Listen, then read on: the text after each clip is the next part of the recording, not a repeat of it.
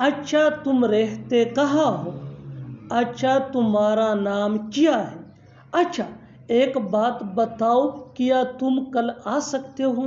इन जुमलों में हम कह रहे हैं अच्छा, इसके लिए आपको यूज करना होगा इंग्लिश में वेल।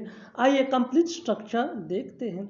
वेल प्लस कामा प्लस सेंटेंस। सेंटेंस ये सिचुएशन या टेंस के हिसाब से चेंज भी हो सकता है, और वेल ये वही के वही रहेगा, विच मीन अच्छा। अच्छी तरह समझने के लिए कुछ मिसालें देखते हैं। अच्छा तुम रहते कहाँ हो? Well where do you live?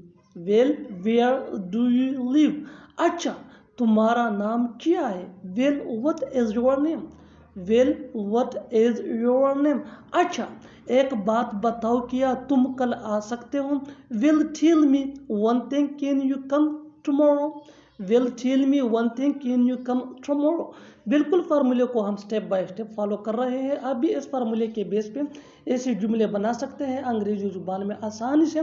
That can be really helpful for you. अच्छी तरह समझने के लिए एक और मिसाल देखते हैं। अच्छा तुम्हारा भाई कैसा है? Well how is your brother?